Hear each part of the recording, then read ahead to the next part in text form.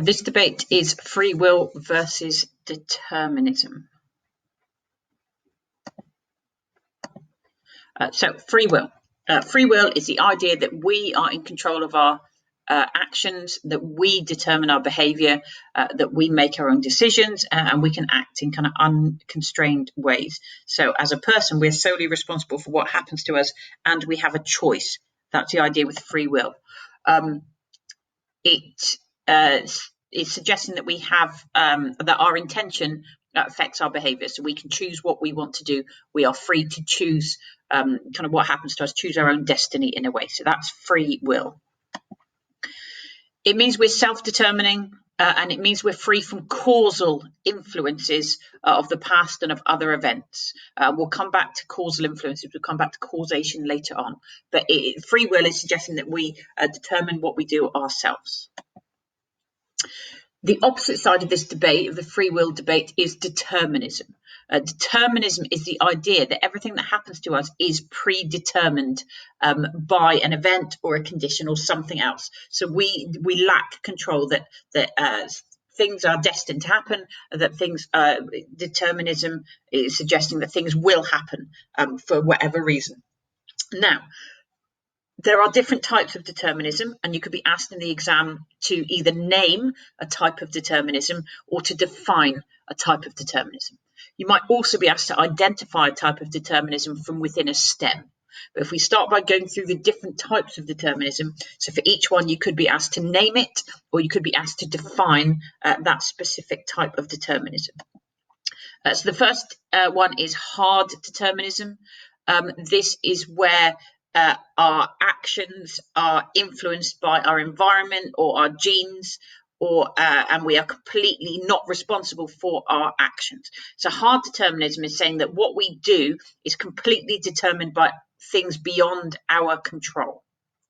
So that's hard determinism. So a biological influence could be an example of hard determinism.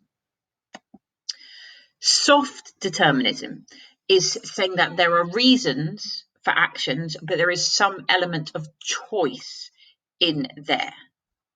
So you've got external influences that will cause a behavior. There will be causal influences, but there is some element of choice for people to make, and that is soft determinism. So this has an element of cognition in it, that you have a thought that can influence your behavior. Psychic determinism is saying that our behavior is based on fixation in childhood and unconscious conflict, things like our defense mechanisms, repression, regression, denial, that can influence our behavior, that our thoughts are determined within the framework of our kind of tripartite personality. So that's psychic determinism. So it's the unconscious kind of governing our behavior, being in charge of our behavior. Environmental determinism is the idea that our environment will influence our behavior, that certain events in our environment can be used to predict behavior, and that behavior will always be the same in certain situations. So that's environmental determinism, how our environment and how the state of our environment will influence our behavior. Now, we've come across examples already in psychology of all the types of determinism. So what you can do is you can link a study or a theory with the different types of determinism. So on this slide here, there's just three, but you should have at least one study or theory that you've already looked at that you can link to a type of determinism. You could be asked to do this in an exam.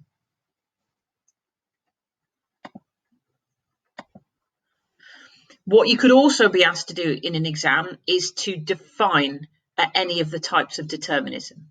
So, for example, hard, soft, biological determinism, environmental determinism, psychic determinism. You could be asked to define all of those. So you need to make sure that you have a definition for all of those types of determinism. You can sometimes come across a phrase that's reciprocal determinism, and that's where it's an interaction between yourself and the environment that can cause your behavior. What you can also do, and what's good to have as an example, is each of the different approaches corresponds to a different type of determinism. And then also you've got free will, and you've got an approach that uses free will as opposed to determinism. So the biological approach can be used for hard and biological determinism.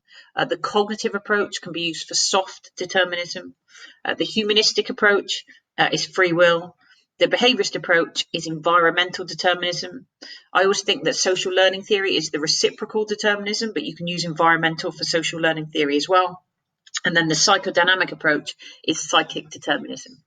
So for your example, you don't have to use a study or a theory, you can use an approach. And why this is quite helpful is if you have an essay on the approaches where you're asked to compare the approaches, you can compare them in terms of this determinism free will debate. And then humanism stands alone because of the free will aspect of it. Soft determinism is then the nearest to free will if you think of these things on a continuum, on a spectrum, because there's some influence of choice in there. And then you have environmental determinism, and then you have psychic determinism, and then you have kind of biological and hard determinism as kind of the most deterministic.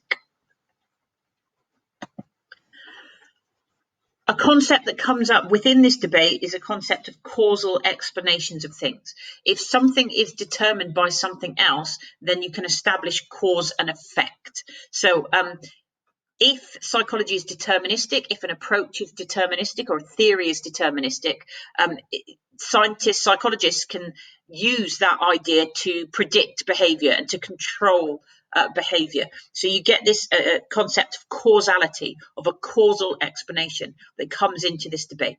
So if you're saying that your environment determines your behavior, so being in a noisy room will make you aggressive, that is a causal explanation.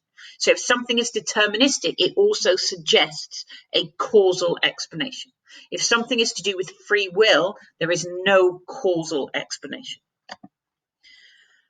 Here are some AO3 points for the types of determinism, and you can elaborate on these with research and theories, and you can also link them to other issues and debates if you want to. If you are evaluating, say, determinism, always use free will as kind of the opposite side of the argument as part of your evaluation. And it's the same if you're evaluating free will, bring determinism in as kind of an alternative explanation. These are some exam questions on determinism. It quite often comes up as a STEM. So this is a 6-mark question. You've got a STEM.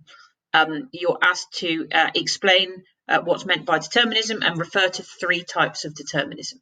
So you would have to define determinism, mention 3 types of determinism, and then find examples of those 3 types within the STEM, and that's what you get your marks for. So it's AO1 and AO2. This is a really common question on determinism, a lovely 16-marker about Dancho, and it's about discuss or describe and evaluate 2 or more types of determinism. Refer to the case of Dancho as part of your discussion. So what you can do here is you can find all the types of determinism in this example of Dancho. You identify where they are, you describe them, and then you evaluate them as part of the essay. This is another activity that you could do to make sure that you understand free will and determinism and how it works. And there's some examples of things you could add as evaluation points and some information to kind of help you do some elaborated AO3 points for this. This is an exam question on a causal explanation. So this came up in the issues and debates section of an exam. And it's about that causal explanation. So if you have a causal explanation, you're saying that something is deterministic. It's determined by something else. Don't be caught out by this. It's not a common exam question, but this is where it sits. If you get a question on causal explanations, it sits within this determinism and free will debate.